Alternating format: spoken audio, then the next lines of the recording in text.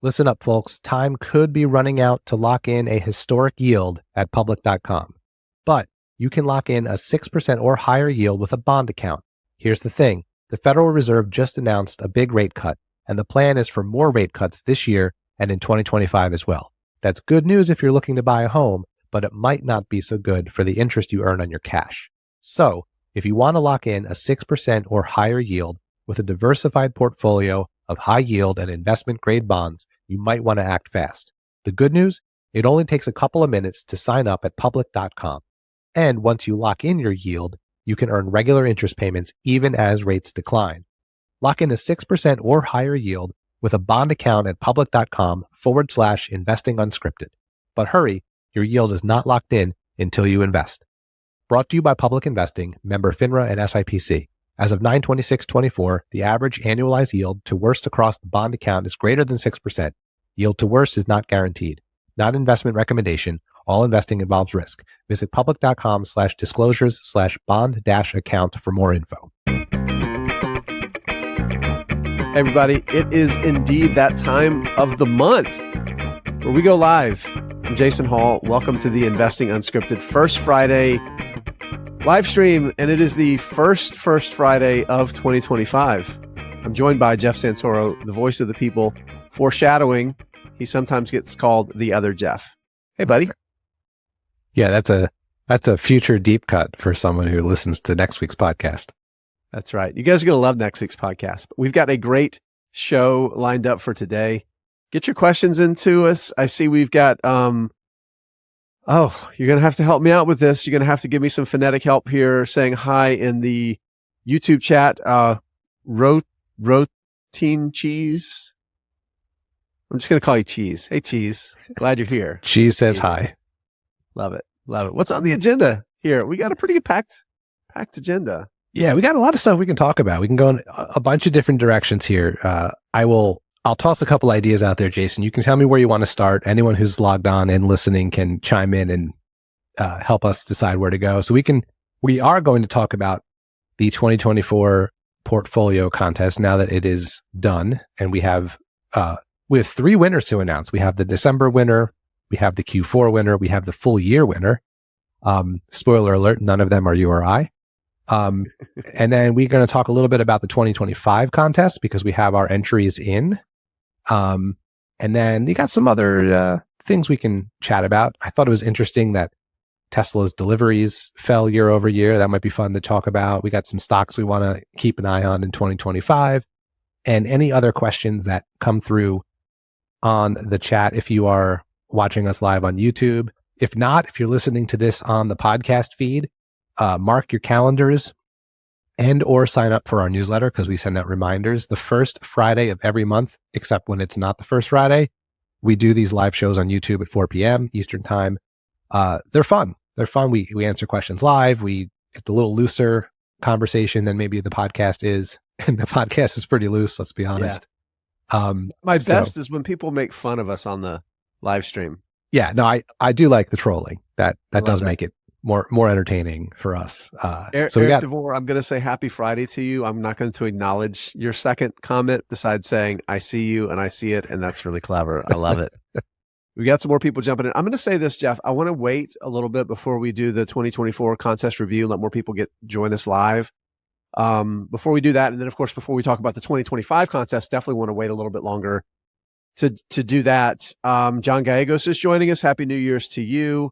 I'll say this real quick. I think you're talking about our portfolio contest. We are still accepting entries, but we're going to do something because we had a few that came in late. There's a little bit of a penalty. The market is doing well to the first couple trading days. You don't get the benefit of that. We're not going to backdate you to the end of the opening price on the first trading day. We're going to open those stocks at whatever the highest price is the day that you send it to us or the day the market opens. So it's a little bit of a penalty against you, but please keep sending in those entrants. And you need to, one thing that we haven't gotten from everybody, make sure if you send multiple stocks in, you tell us what percentage of that 10,000 smatter bucks, and I think that's what we decided to call it. Unscripted bucks, I think we call Unscripted bucks. Okay, I didn't know if we were going old school or not. So, but tell us how much of that 10,000 you're going to put into each stock, because we're building portfolios here, not just a stock picking contest. So be sure to get that to us. Sina's joining us. This is 2 in a row. Sina Hasuna, buddy, happy New Year. Yeah, get us your picks if you want to play the game. All we need is picks, allocation, and a charity that you want to donate to if you happen to win one of the quarters of the year. It's also important to know that we're going to keep track of it over the course of the year. We're going to call it the 2025 portfolio contest, but it's going to go on in perpetuity. It's not just simply a 1 year. So you're not necessarily just picking stocks you think will do well in this calendar year. You're hopefully picking stocks that are a little bit more long-term oriented and allocating your money in a way that, maybe weights the ones you have higher conviction in and all that stuff.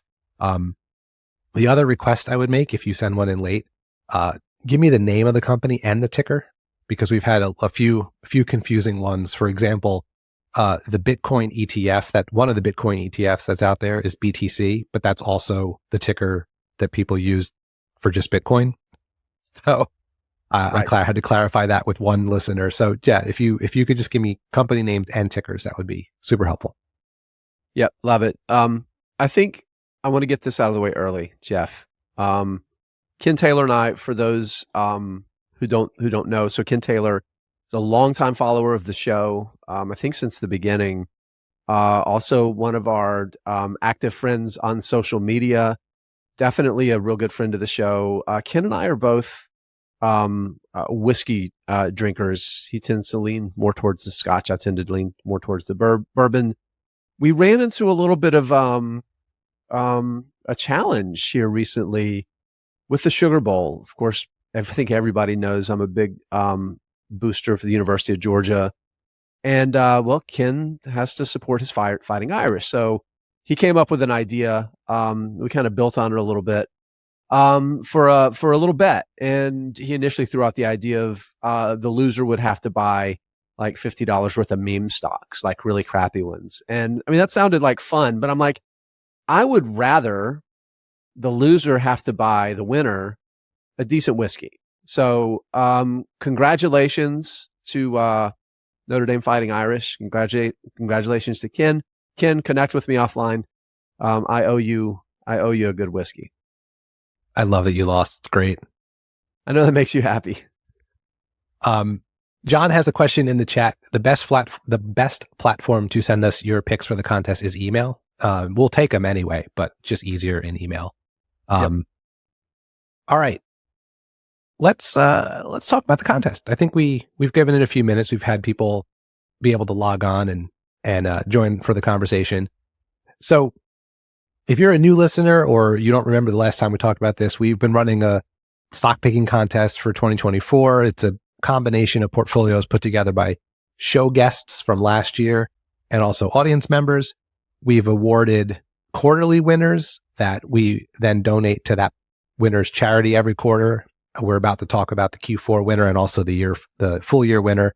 We've also every month done a short review talking about just that month's stock performance. So this is a fun one because we get to do three different levels of winnings in one episode. So let's go in least exciting to most exciting. So the winner for the month of December, just the calendar month of December, is actually Jason Hall with a rousing 3% gain in his portfolio. The S&P 500 in the month of December was actually down 2%. So that's pretty good market trouncing there, buddy. After a rough year, and this is the only victory you'll ever have now that the year is over. What would you like to say? Oh man, let me tell you. I mean, even in baseball, where if you get a hit, if you're successful like 1 out of 3 times. Yeah, what is it? 1 out of 12 times. What is that? Yeah, I was 1 out of 12. Yeah, yeah. They'd be sending me back to single A. Yeah, I mean, look, you kind of you were in a hole day one pretty much, and have been digging yourself out of it ever since. At the end of January, your portfolio was down 22%. And that was not the only month that you were down double digits. So that's just tough to come back from. But Credit where it's due. You Well, my best month was May. The portfolio was up 14% in May, and I had 2 months where the portfolio fell more than that. Another month where it fell basically that amount. My best month was up, 14%. Another one was 8%. It was never good. Let's keep going through these, and then we'll talk about some of our thoughts and kind of hindsight about it. I've got some definite thoughts about what went wrong and the lessons from it that I'll share later. All right. So the next winner we're going to talk about was the winner for the fourth quarter. So this is returns of the picks in the portfolio from October 1st through the end of the year. And the Q4 winner was Teo, a loyal listener, good friend of the show. Hey-o, Teo. Well done. Yeah. So Teo won that. So I'm looking up real quick. Teo's, we didn't have the audience members give us charities. So that's all right. We can donate to any of the charities on the sheet in honor of Teo. And then last but not least, our full year winner, the person who had the best performing stock portfolio for the entire year. And of course, I didn't highlight it on my sheet, so I have to go back and check. Oh, Anne-Marie Lamb.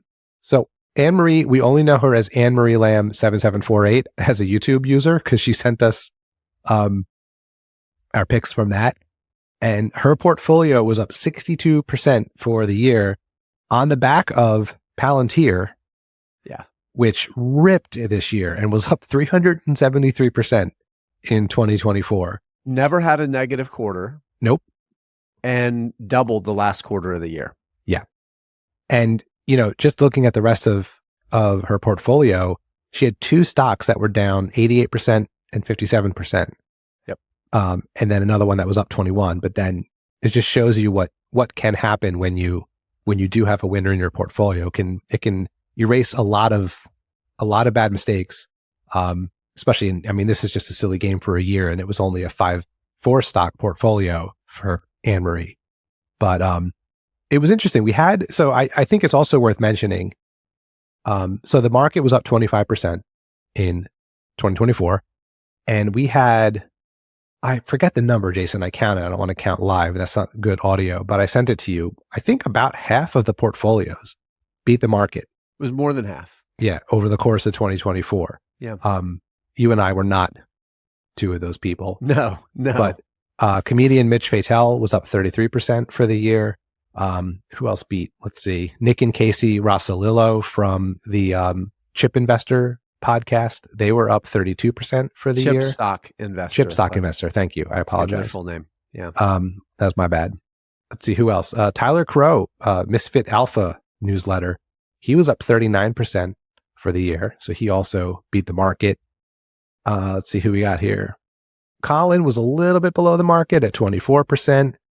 Lance beat the market up 56%. You know what? 24 beat the market. The market ended up about 23% for the full year because it's kind of a sell off there towards the end of the year. Yeah, but I did total return, so that pumps it up to 25.02%. Yeah, good point. Okay. And then the last two people that beat the market, listener Lance beat the market, and then Teo also for the full year. So this was a fun year. I mean, I like the way that we're revamping the contest for 2025. That And might be the beyond. way it and beyond. I think that might be the way it stays. But there were so many different people and portfolios and stocks to talk about in 2024 that I found it to be really fun and enjoyable. And just one last thing, and then I want to hear your thoughts on the year generally. The links for this year's contest and last year's contest and next year's contest will all be in the show notes always for the podcast. So if you ever want to go back and check out the sheets and see how everyone did, the links are always there because we leave them open. They're still running. The 2023 contest is still up and running. You can go look at how those stocks have done now after 2 full years. But yeah, so they're always there for you to check out. All right. So overall thoughts, Jason, as we look back on the 2024 contest. Hey everybody, we'll be right back, but first a word from our sponsors. FinChat.io is the complete stock research platform for fundamental investors. They have all the standard financial data on more than 100,000 stocks globally. But beyond that, they have company-specific segment and KPI data on around 1,800 stocks. So for example, Do you want to see NVIDIA's data center revenue growth? They've got it. Do you like to track Apple's iPhone sales? They've got that too. Or how about nights and experiences booked for Airbnb? You guessed it, they've got it. And they just added around 8,000 ETFs and mutual funds to the platform. The breadth of FinChat's data is truly one of a kind. I use FinChat every single day as I'm researching the stocks in my portfolio, specifically when I want to see how they're doing on KPIs that FinChat is famous for. So to get 15% off any paid plan, go to finchat.io/unscripted. That's finchat.io/unscripted to get 15% off any paid plan today. The link will be in the show notes. Hey, Investing Unscripted listeners, this episode is brought to you by our friends at Yellow Brick Investing. Yellow Brick is an aggregator of the best stock pitches across the internet. By tracking thousands of blogs, newsletters, fund letters, podcasts, and more, they're able to collect and summarize the best stock pitches from all over and bring them to you in one single place. Think of it like a modern value investors club. I have to say, this is pretty cool. I can just type in the company I'm interested in and get a bunch of different stock pitches from across the internet. It helps me think through new ideas and find opposing points of view on the stocks I'm interested in. And the best part is, access to Yellow Brick is completely free. Try it for yourself. Simply go to joinyellowbrick.com and search a company or ticker you're interested in. You're bound to find a great report on just about any company. That's joinyellowbrick.com. So the one thing is, it's kind of the same as one of the big reminders from the prior year, and that's, it's so hard to predict in a year, what's gonna happen. And there's also a big difference in kind of your starting point. The starting point for the 2023 contest, we were kind of close to the nadir, right? Kind of close to the bottom of where the market was. And it stayed down for a while, but we did have a great year, right? Coming from that low point, even though the market didn't fully recover until, pretty much at the end of the year. So it's always better to buy quality, particularly when you can buy quality when it's cheap versus just, buying cheap. And I said from the beginning that I was going to try to bottom feed and just pick these stocks that were beaten down, and, quality always wins out over the long term. And so a year is not a long-term sort of thing. But I do want to kind of go through some of the stock. I'm trying to find it, my 2024 one. Okay, here it is. Go through some of the stocks and kind of talk about the other key things that really matter. Buying cyclical businesses, especially when there's cyclical downturns going on. These cycles can take a lot longer to play out than you might think.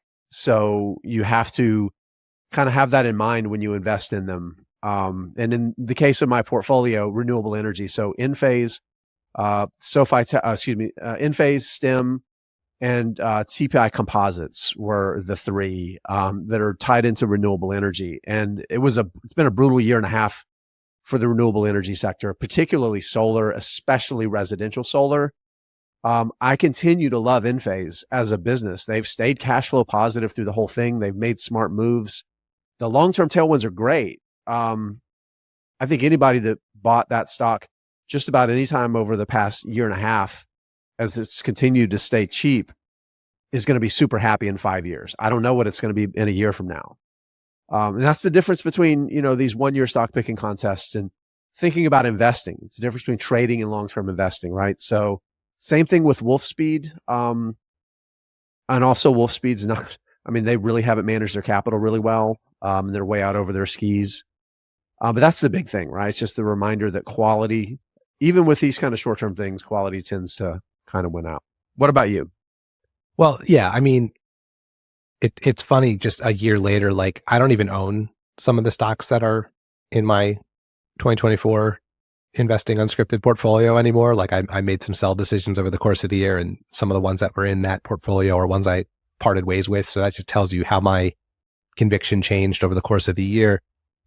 One of the things that I think is going to be a lot more fun about this coming year, and it's one of the things that I noticed over the course of 2024 as we would update the contest every month and every quarter, is, in real life, I would never have bought equal parts of all these companies. Yeah. Right. If I was building a portfolio and you told me I had to buy these, whatever I pick, 9 stocks that I had, I wouldn't have put equal. And that's essentially what we did, because we didn't have, it was just like, how did these stocks do over the course of the year, equally weighted against each other. But I look at mine and, I would have put a lot more of our fake money in CrowdStrike, for example, or maybe even, Dreamfinder Homes, because I had probably highest conviction in those two stocks heading into the year. But would have canceled each other out. Yeah, I know. I wouldn't have turned out well, but that's, I would not have put equal money in Outset Medical. That was sort of like I think they'll do better in 2024, but I'm not positive kind of vibe. Yeah. But they were up 20% today, so this is their year. So I also needed to say Outset Medical so Tyler would drink. So it was up about a quarter. It's up about 9 cents, I think, is what it was up today. 9 cents. I'm exaggerating. I don't know what the exact dollar amount was. I don't pay attention to that. Being honest. But the other thing that's interesting too is just looking at some of the audience portfolios, it just goes to show you sometimes the names you're most familiar with are still going to be the biggest performers. It's like people try to get cute and pick less covered stocks, a little bit more obscure, and you can find great companies there. I mean, look at how well Tyler did. I mean, his entire investing life is obscure, weird companies. But then you look at, things you've heard of: Axon, Home Depot, Broadcom, Lemonade, PayPal, Trade Desk, Block. I mean, these are all just like companies I think a lot of investors have heard of, and they all were up this year. Not maybe beating the market, but in the green as the year ended. So, that's kind of one of the big takeaways I had. But I am glad with the changes we're making for 2025. Yeah, I agree. And again, I think going forward, it's going to be a lot more fun, because my vision is we get to the end of the year, those that want to continue to participate, the portfolio just rolls over and you get those couple changes every quarter that you make. And that's what you're doing. So we get to treat it like our actual portfolios that we're managing in the real world. So I'm excited about that. And I do think maybe one of the things we might decide to add is giving people a little more ability to make changes if they want to. Because my guess is if we give people the ability to make more changes, they're going to screw up really good things. By limiting you to one change per, what did we say, quarter or per month? To a quarter. To a quarter. We're helping you, I think, probably. Helping agree. ourselves. I really think that's the case. So yeah, we'll see. I mean, look, it's a game, so we can change the rules whenever we want. Yes, we can be arbitrary and do it as we choose. Tyler Crow agrees with us. Yeah. So yeah, of course he does. All right, well, we will do that. So just a reminder, if you want to get just a real quick summary here. So anybody that hasn't given us your contribution to the 2025 portfolio contest that still is interested, you get 10,000 fake dollars, unscripted dollars, and you get to pick stocks or cash. I think I'm the only one person that's picked cash, and then choose how much of that 10,000 you want allocated across all the stocks and cash that you want, or crypto. If you want to pick some weird crypto, you can. Any tradable asset that's easy to find and track. Thank you, Tyler Crow, for giving us something that's nearly impossible to find if you don't live in, I don't know, Slovenia or wherever it's from. Yeah, exactly. And the variety of portfolios is fascinating to me, and it's going to be fun to talk about. So the sheet's not public yet. I'm still making sure that all of the formulas are correct. Oh, and by the way, check your portfolios if you entered and make sure I didn't screw them up in any way. But one of the things interesting, so we have one portfolio from a listener that is one stock, all 10,000 in unscripted bucks in one stock. And we have another portfolio that is 38 stocks. So we have, and there's everything in between. So there really is a wide variety of how people have handled this. We have ETFs. We have one portfolio that's almost entirely non-US companies. So it's all OTC tickers, things that end in F and Y. And so that's why I want people to trade on like obscure, very illiquid foreign exchanges that the weirdest one is easily Tyler's. Yeah. What's that? Tyler's is easily the weirdest portfolio. Oh yeah. Yeah. But that's no surprise for our misfit friend. That's for sure. Yeah. All right. So we're 21 minutes in here. Let's, you ready to switch gears here and start hitting some topics? Yeah. Where do you want to start with? I don't care. You pick. Oh, Tyler is correcting us. It's the stock exchange in Croatia. So Okay. he wants us I rest my case. So yeah. No, and that's fantastic. Ken is saying we should add unlimited trades and then roast people for their overactivity. The problem, Jeff, is you have an actual job that you have to do. Yeah, I can't spend my whole day putting in fake trades. You know what we could do? Let's do it and charge people $15 a trade. Yeah, that's right. We're bringing back trading fees. That would actually, you know what? That'd be a funny twist on the game. There are trading fees. They have to come out of your cash balance. And also short-term gains, marginal taxes too. Oh boy. Yeah. We could have a lot of fun just screwing people that trade over. That's for sure. Okay. All right. Let's talk about some stuff here. I didn't look too deeply into this. It's not a company I follow. I just saw it come across the headlines, and I think it's always interesting to talk about Tesla. I don't know if you had a chance to look into their delivery numbers that were just posted a day or two ago. But the headline that I saw was that, what was it, year-over-year deliveries were down for the first time? For the full year. For the full year. Right. So curious, did you look at it in any depth? Do you have any thoughts about Tesla? So it's not really that unexpected, to be honest, because it has been a tough year. The prior quarter was pretty good. We saw growth, and it was a return to growth. But then things softened again here in Q4.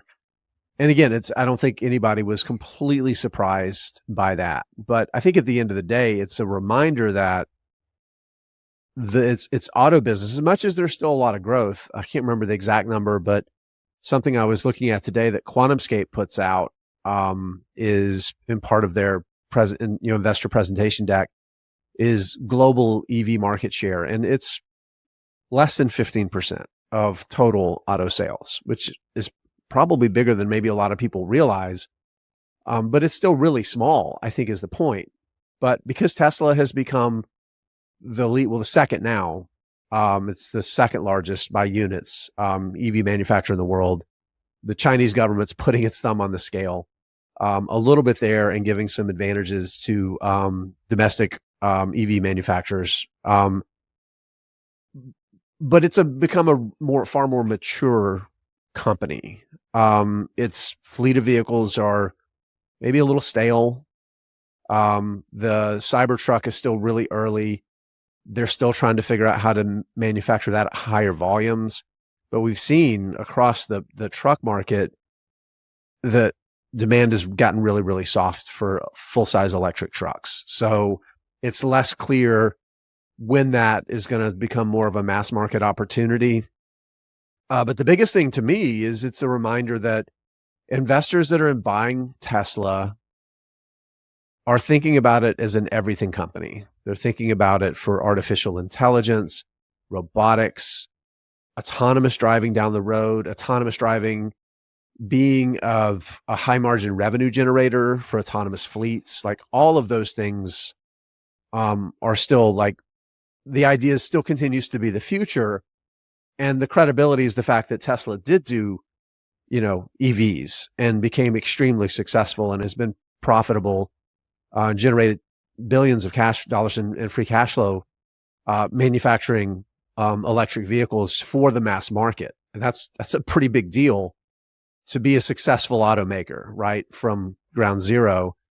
And that credibility, because of Elon Musk, for various reasons, whether you want to lend credibility to them or say maybe they're not completely credulous, gets the benefit of the doubt that these other things will eventually be big mass market cash flow drivers. We haven't seen it happen yet. And that's where those of us like myself that are skeptical about the company's future continue to be skeptical of its valuation. So that's where I am. It's in the too hard pile for me, right? I was just going to say, I've got plenty of issues with Elon Musk, but I have massive admiration for what he's been able to accomplish as a businessman and as a wealth creator. But for me, it's in the too hard pile. I absolutely agree. So here's how I think of it. There's a sum of the parts aspect to Tesla in my mind that contributes to the valuation that you would pay today, right? So there's obviously the car business, and then there's the solar panels, and then there's AI and autonomous robots. And if there's any sort of fleet autonomous driving, thing that can be part of the car, part of the business, right? Battery storage, if I didn't say that. But then there's also the parts that are Elon Musk's fans and the meme stock aspect of the stock price. Like, you can't deny that those things are there. He can move the share price of his company with his tweets, or by becoming best friends with the incoming president of the United States. Like, there's just so many intangible things that you can't really quantify. Like, how much of the stock price is Elon Musk, right? Like, if he decided tomorrow, I'm too busy, I'm resigning from Tesla's board, is that a 5% market move? Is that a 20? Is that a nothing? Like that, I just can't quantify that. And he's got so much on his plate, and he's such an erratic character that, like, I don't know, like, how long he'll be there and in what capacity. So I was waiting for you to finish talking to say, like, too hard pile for me.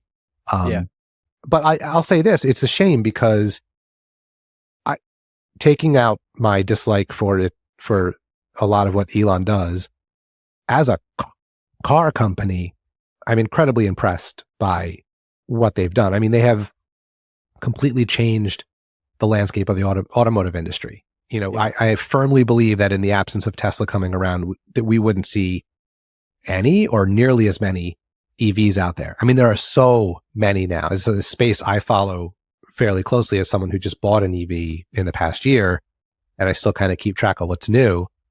It's incredible. I mean, they're not selling as much as they used to, but the amount of time and effort that these, the legacy companies are putting into these new types of cars, and then the plug-in hybrids and all that kind of stuff.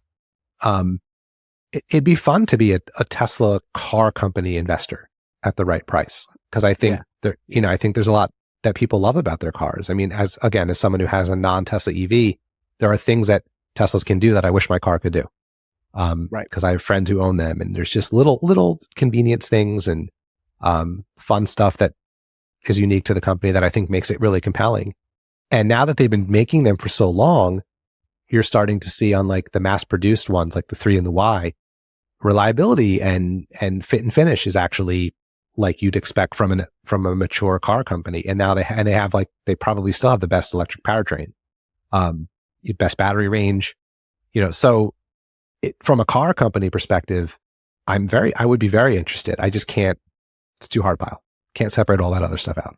Yeah. And I'm not going to get into the autonomous driving technology and where that is, because that's just a great big can of worms. But I think Tesla's done a really good job in terms of finding the tension between software and hardware in the vehicle to maximize performance, maximize range, like the combination of battery chemistry, and also using technology to eke out all of the things that they that they have done to kind of give them that little bit of an edge. I think it's pretty valuable. Ken's got a good question here. Actually, before the question, Uncle Santoro, that's just a great band name. I want to say that, Jack. No, it's not. It's a great band name. It would be very good. No. All right. People who are listening live can weigh in. Statement was, his comment was Uncle Santoro, the tax man, which I love. But what multiple does Tesla deserve, hypothetically, if it was just a car company? I know it's more than that. 10x earnings, maybe. I mean, it's so I would think of it this way: what is the multiple of, like, all the other car companies? And then I'd say they're worth more than that.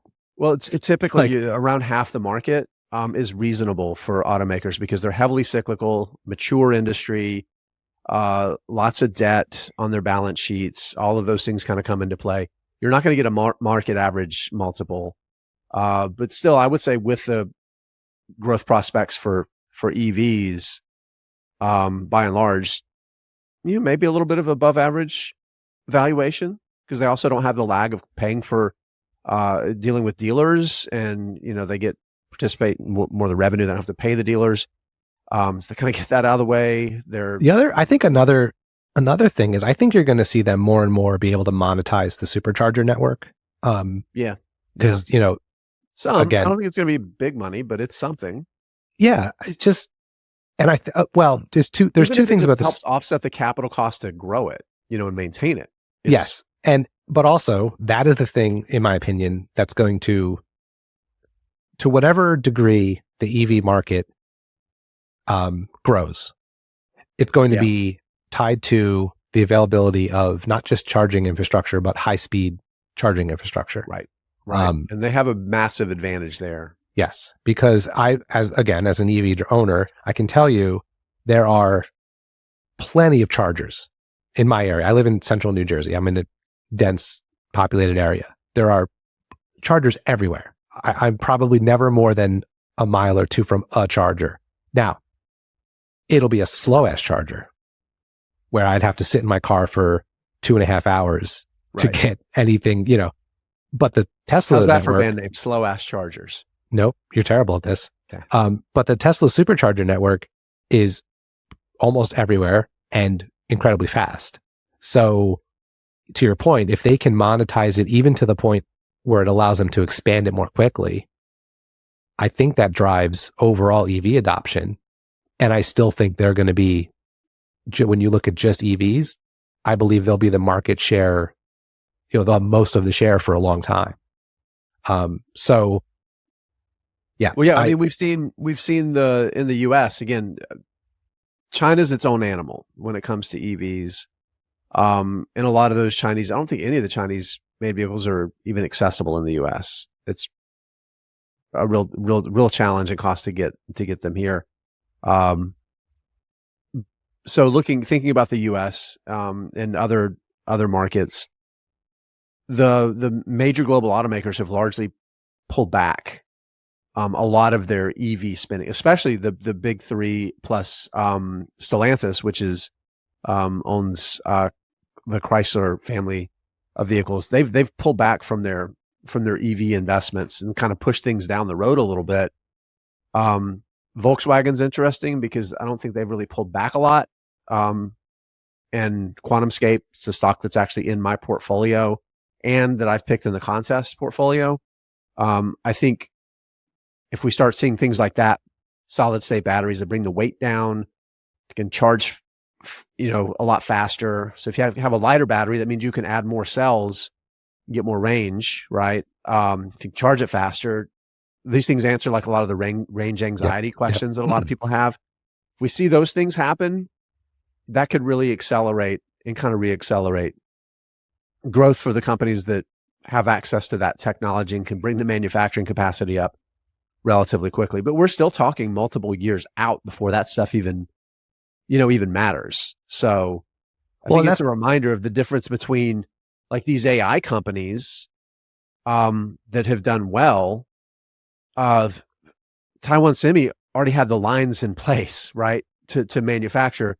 Everything else was kind of weak, freeing up capacity for them to make more of the Hopper AI chips that NVIDIA designs, right? So those companies have blown up and their revenues have grown really quickly because they didn't have to build factories to make this stuff, right? Everything was ready to go. Companies like CrowdStrike, all these SaaS companies, their revenues have exploded.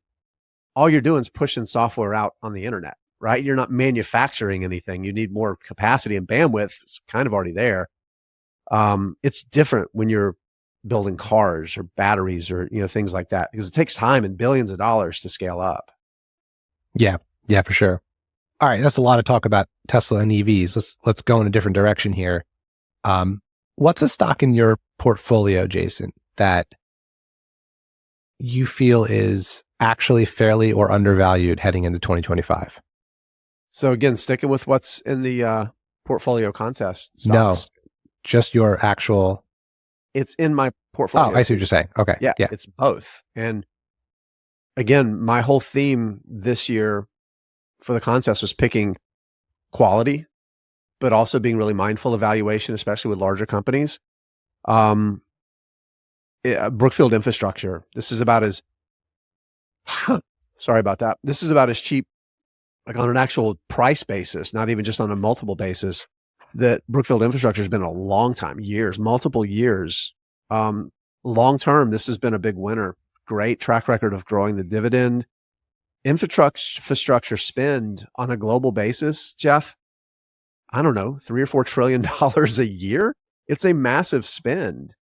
And if we think about how infrastructure has changed in all the areas where infrastructure need is there, data centers, traditional water and power, electricity transmission, of the legacy, like natural gas and other hydrocarbon infrastructure, like so much of that stuff needs to be expanded and modernized all over the world. And there are a few entities out there less well connected or better connected, I should say, than the Brookfield entities to be able to participate in the opportunities to acquire assets that can be improved and grown, typically at pretty good valuations, or to be involved in build outs and investing in new infrastructure, and then create value for shareholders. Just an incredible organization when it comes to that. And Brookfield Infrastructure just looks really, really appealing to me right now. What about you? Are you mute? You're muted. You sound amazing. Oh, is it? I haven't done that in so long, so it's about time I muted myself and forgot. I'm going to go in two different directions with it. So, in terms of companies I have higher conviction in, I think Mercado Libre and PayPal are both fairly, if not undervalued. I still can't understand how, in this kind of market where almost anything of quality has gone up and probably gone up more than it should have, I still don't understand how Mercado Libre has not traded for a higher multiple. I even went back a day or two ago just to I opened up the spreadsheet I keep with all the quarterly results just to kind of see, like, was there something that slowed down that I forgot about? And I was like, damn, no, there's not. Like, it's still like everything's like 20, 30, 40, 50% year-over-year growth, like everything. So there's clearly some risk that the market's factoring in that I'm not seeing. So that's one. PayPal is another. I still think that they are in the beginning stages of what looks to be a legit turnaround with the new management team. I think the market is slow to catch up to that, although it's done much better over the past year than it had the previous few. But here's two, Jason, that I actually added to recently. I hadn't bought anything for most of December, and I finally took my money and I split it around some stocks that I haven't added to in a really long time. And these were not big bets. These were just adding a tiny bit. But I added to my position in Adobe and my position in Moderna. Yeah.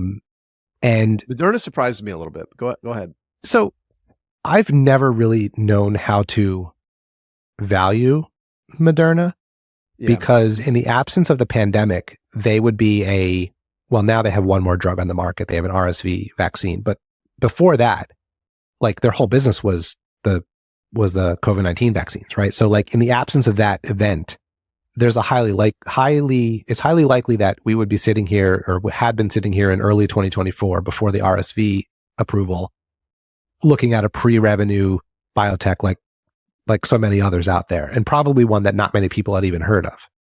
Right. And so, they have the COVID vaccine, and there's this huge influx of cash, and it's a big name and everyone knows it. And that probably contributes to the stock running up because everyone's piling into the name they've heard and all that stuff. But the reality is they have a big development program, 40 something, things under development that clearly not all of them will make it. That's not how this works.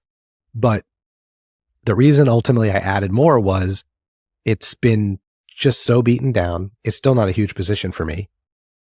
But if the mRNA technology that got us the COVID vaccine actually turns out to be, groundbreaking in the sense that they can bring maybe more products to market than a non-mRNA company could have, or something like that. Yeah. And if they actually can, because some of the stuff they're working on is like therapeutics and, personalized cancer medicines and things like that. So for me, it's like a risk reward bet. Like, I'll put a little more in now while it's beaten down and just hope that they're able to 5, 10, 15 years from now be, a lot bigger than they are. So that's kind of why I did. I mean, look, the position, even with me adding at such a cheap valuation, my position is still down 61% from overall, because I bought most of it in 2021 when I was new and excited. Well, I'm assuming that it still kind of lives in a little bit more, in terms of position sizing, a little bit more speculative corner of your portfolio. Yeah. It's larger than I would like it to be. I was a little aggressive with it early on. I fell into the trap. Your more recent buys, you're still being mindful of. Yeah. But I bought a lot more than I should have too early. And part of that was because I covered the company pretty closely when I was a very new investor. Like, I was the ticker guide for it on the Motley Fool discussion boards, and I wrote a lot about it when I was writing articles. I had like I know this company well bias. And I bought the hype and I was excited, and I was like, MRNA technology is really awesome. I sort of understood it, even though I have like a 10th grade understanding of science. And so this is an educator speaking, people. I didn't teach science. Arts and music. Let's be clear. Hey, everybody. We'll be right back. But first, a word from our sponsors. Heads up, folks. Interest rates are falling, but you can still lock in a 6% or higher yield with a diversified portfolio of high yield and investment grade corporate bonds on public.com. You might want to act fast because your yield isn't locked in until the time of purchase. Lock in a 6% or higher yield with a bond account only at public.com/investing unscripted. Brought to you by Public Investing, member FINRA and SIPC. As of 9/26/24, the average annualized yield to worst across the bond account is greater than 6%. Yield to worst is not guaranteed, not an investment recommendation. All investing involves risk. Visit public.com/disclosures/bond-account for more info. Hey, Investing Unscripted listeners. My name is Brett, one of the hosts of the Chit Chat Stocks podcast. If you love Investing Unscripted, we think you will love listening to Chit Chat Stocks. On our show, we research individual stocks, interview investing experts, and, well, chit chat about investing every single week. From hot stocks such as NVDA and Celsius to hidden small cap gems, we have something for every type of investor. Follow the Chit Chat Stocks podcast on YouTube, Spotify, or Apple Podcasts and start discovering new investments today. And then Adobe, is Adobe, is that you're just thinking that AI is really going to help drive their business and not be a hindrance? I think it could. I still want to see that happen, but again, adding whatever I added, another share or two, maybe not even a full share. Just a little couple $100. I just nibble, rounded out a position just to, and I'm going to keep an eye on it a little bit more. But again, it's one of those, when you go back and look, especially if you zoom out and look at full year results, they are a remarkably consistent company. Double-digit revenue growth, double-digit earnings per share growth, double-digit free cash flow growth. It just chugs along. Well, this was one of the first legacy software companies that flipped to the SaaS model. To the SaaS model, right? And they were it was painful for a couple of years while their revenue was transitioning, but it's paid off. It's paid off very well. So, I don't follow Moderna well enough to really add much insight there, but I can understand what you're doing with both of those. So Jen Roberts has got a comment, and then I've got a follow up on it, and I've got a couple of other stocks I want to talk about really quickly too. Jen says, I think Mercado Libre is being held down by the Brazil economy and government austerity programs. Slightly over half its revenue coming from Brazil. It makes sense to be hesitant there. I think that's true. I think there's more to it too. It's not just the impacts, because this is hyperinflation in Brazil, basically. There's that direct business impact on its revenues, but also remember that Mercado Libre's loan book has grown a lot, right? That's become a bigger part of its business. And I think there's a lot of, Tyler Crowan actually did a video on our YouTube channel, here on the YouTube channel. I think we published it sometime this week, talking about some stocks, finance stocks that are exposed to what's happening in Brazil. And the risk with those loan books is a lot of borrowers are having to spend more of their money on other things now because of inflation, which puts some of that loan book at risk of default. I haven't gone through it. I'm going to be fully transparent. I haven't gone through it and really quantified that risk, but it is a bigger risk factor than it was 6 months ago. So that's another thing beyond just the revenue impact, like that loan portfolio risk, I think is something to think about. Can I talk about a couple of other stocks for a minute? Yeah. So another thinking about stocks to follow, and this is kind of the other side of the, hey, I think these stocks are worthy of buying right now. I think they're really attractive. But a stock that I'm looking at that I'm not ready to add to right now, but I do think some interesting things could happen with it over the next year is Kinsale Capital. So the insurance company that does kind of the oddball stuff, excess and oh goodness, what's it called now? My brain stopped working. Excess and Surplus. Yeah, ENS. Thank you. So I think we're going to start seeing more larger carriers start to move into that. It's going to squeeze on what the big margins they've been able to get on premiums. So I think that's one of the things that we're going to start seeing happen. And I think the stock is still a little rich. I think it's really interesting. I love it. It's one of my biggest winners, one of my biggest holdings. But I'm looking for a better opportunity to add to it. I'm not there yet. Here's one more I want to mention that I think is kind of a sneaky, if not cheap, but it's an interesting one. I had somebody kind of I don't want to say hold me accountable, but point out something about this business.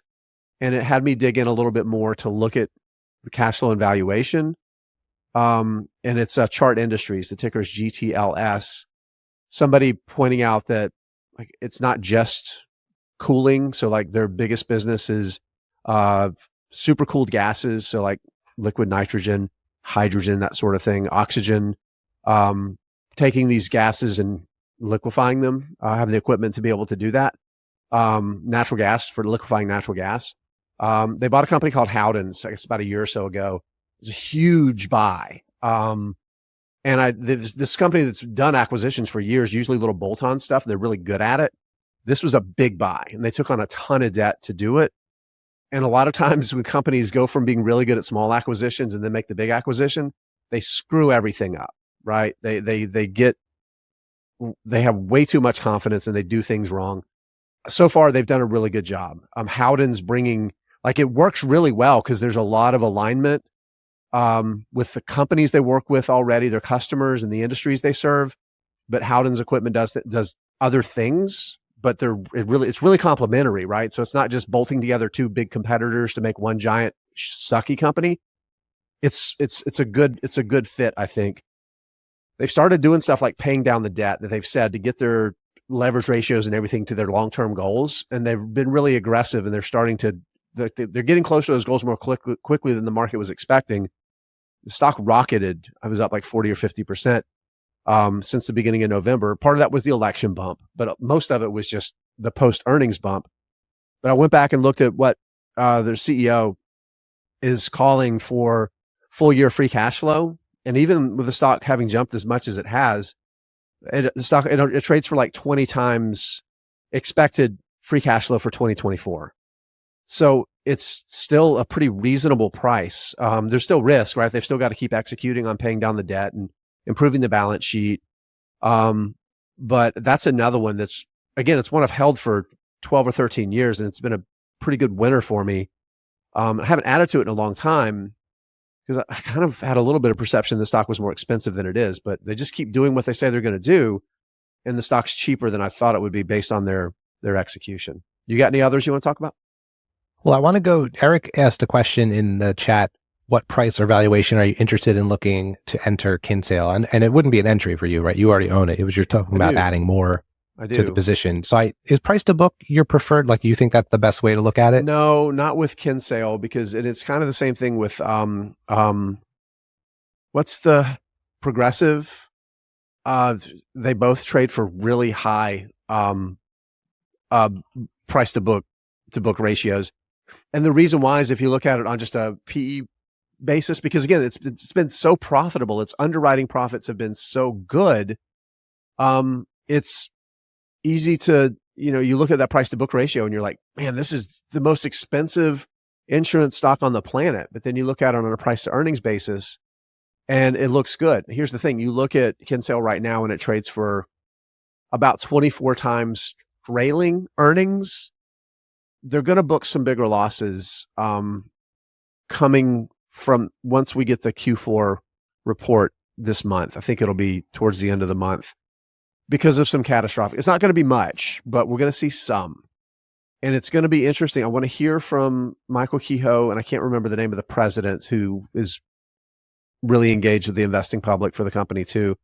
I want to hear more from them about their anticipation for some underwriting compression, some underwriting margin compression before I'm ready to buy, because I think the stock looks cheaper than it is. And I want to get more of an answer to those questions. And then I can kind of project forward what I think the multiple is, thinking about the earnings in 2 or 3 or 4 years from now. And then I can make a better decision about if I'm ready to add. Yeah, I haven't looked at the valuation closely enough to chime in on that part of it. But one of the things that you've pointed out to me about the company that is one of the reasons I'm most bullish, and one of the reasons I might actually be a little less worried about the valuation aspect, is they are clearly the leader in their niche part of the insurance market, and they're still pretty small when you compare them to most insurance companies, right? Yeah. Like I think they're the largest pure play by far, but they only have like 2% of the market, right? So that tells you how much opportunity they have to continue taking share. So that's kind of why, that probably is why it trades for a premium normally, but it's also the reason why I might be a little less valuation sensitive for it versus if it were already. Stock's down like 18% over the past couple of months. Yeah. It certainly has come down. All right, we have a question from LDP. What undervalued sector do you think might finally break through in 2025 following the AI boom? So this is one that could go one of two ways. So we've seen homebuilder stocks have come down over the past, maybe since the election. And part of that, hat tip to Tyler Crow for like kind of hammering this home to me, is like it's a perceptive risk and it's a potential real risk, but we'll see if it actually comes through or not. The homebuilder industry has been cheap. And again, it's another one of those industries because it's kind of leveraged and it's really cyclical. It's pretty mature.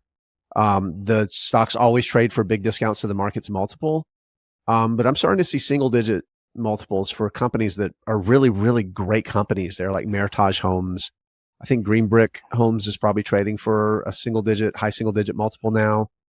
The wild card is it's an industry that requires a lot of specialized skilled labor, and a lot of that labor tends to be immigrant labor, and it's contracted labor. These aren't employees of the business. They hire crews to come and build homes, carpenters, all the people that do those sorts of skilled crafts and trades. And there's potential for the Trump administration's promise for a massive deportation to wreak havoc in an industry like that. So I think it's probably a bigger perceived risk than a real risk, because presidential campaigns, politicians make promises about things that they never actually deliver all the time. So we'll see what happens. But I do think because there's so much pent up demand for housing, the interest rate environment is kind of what it is. I think a lot of people are making that transition, but we're still not seeing boomers move out of their houses and free up that existing inventory. There's still such a massive opportunity for home builders to fill that void of inventory and meet demand in underbuilt markets like the Sun Belt, where so many people are moving because there's economic opportunity, quality of life, lower cost, all of those sorts of things. So I think the home builder industry is a sector that I think could be one. I think it's undervalued. The question is 2025 going to be a good year, or is it going to be a tough year? I think it's a great time to be buying them as a long-term holder. I just don't know what 2025 is going to bring. What about you? I mean, the two I would say are home builders and REITs, just as a sector generally. And I'm thinking of REITs mostly just because they've had such a rough couple of years.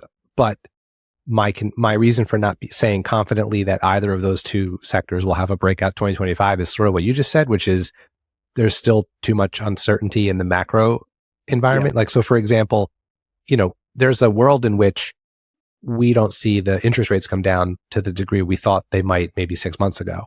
Maybe 2025 is a pause. Maybe 2025 only sees one cut. Maybe they go back up a little bit if the economy goes in a different direction, right? So, that's going to impact both of those in both of those sectors, I think. So, I don't know. I feel like we'll have a lot more clarity 3 months from now, because we'll see the new administration attempt to do some of the things it has said it's going to do, and we'll find out how much of the things they try to do are substantial, or how much are on a smaller scale, or how much get rolled back because of pushback and things like that. So yeah, I don't know. It's too much uncertainty for me to have any strong feelings there. Got a question here from Specs Bundy, cool name. What are your thoughts on AMD 3 to 5 year prospects? Computers, et cetera, not enough to move the needle, in my opinion, and maybe they should target value options for businesses in AI. So I think in AI, they need to continue spending money. This is one of the two companies that have developed GPUs, them and NVIDIA. So they have to lean into that, and they have to continue to innovate and spend R&D money. I don't think you're arguing that they shouldn't, but they have to close the gap, right? They have to continue to take steps to close the gap. And if you listen to their CEO, she is abundantly clear that the AI capital spend market, both for this growth phase, this build out phase, and also when it transitions to just maintaining it, as new technology is older technology needs to be replaced with newer technology that's more power efficient, faster, cost per compute goes down, that sort of thing. No, AMD has to continue to focus on AI. It has to be a priority for them. This is a company that passed Intel by innovating, right? Yeah. Even though the PC market is soft and it's a mature, non-growing market. But look at what Intel did. Rested on its laurels, had finance people running the business, and lost all of its culture around innovation, and gave up the game, missed out on the mobile computing market, missed out on AI, right? So AMD has to stay in the hunt. It has to continue to do that. I think it's relatively interesting right now. I'm not ready to invest. 3 to 5 years from now, I think the tailwinds for AI and spending on compute in general are probably going to be relatively positive for it. But I think Eric's right. I think AMD is in a really strong leadership position that's built on 20 years, or NVIDIA is built on 20 years of innovation, and they continue to innovate. But AMD absolutely, I think, is in a good position to kind of ride that higher tide higher too. Yeah, and if there's ever, if we have any chance of, chipping away at NVIDIA's grasp on the market, you're going to need a strong number two, right? Like you're going to need someone nipping at their heels to keep costs down, to keep everybody innovating. Yeah, exactly. I mean, the numbers are so big, right? There's a reason why you're seeing companies develop their own silicon. Right. There's going to be companies for whom NVIDIA chips are too expensive, not the huge hyperscalers, but there will be some. And they'll look at AMD and say, well, maybe it's not the best, but I can afford it. Right. So I agree with you. All right. We are up against the last minute here. I just want to address one more quick thing in here, Jason. LDP followed up the comment we made about REITs, saying, isn't buying REITs making it even more difficult for people to be able to buy a home, as we are giving more money and power to corporations? No, because when we say REITs, we're talking about a very big and broad bucket of real estate investment trusts. This is mostly commercial and industrial property. Right. There are some REITs that are involved in single family residential housing. But honestly, the bigger pressure on single family residential housing is in private investments, private capital that owns large blocks of that, not publicly traded REITs. Yeah. And the ones that you and I are interested in and would like to see do well are industrial and entertainment based and hotel. Just thinking about my portfolio, not residential at all. So, all right. Yeah, no, I think that's right. We are at 5:00, Jason. We're there. We are absolutely at the time. This has been fun, Jeff. Yeah. Thanks for joining us, everyone. We had a lot of good questions, had a decent crowd in the live chat. And again, if you're listening to this on the podcast feed, check us out first Friday in February. We will be back. Yeah, well, go ahead and block off your second Friday.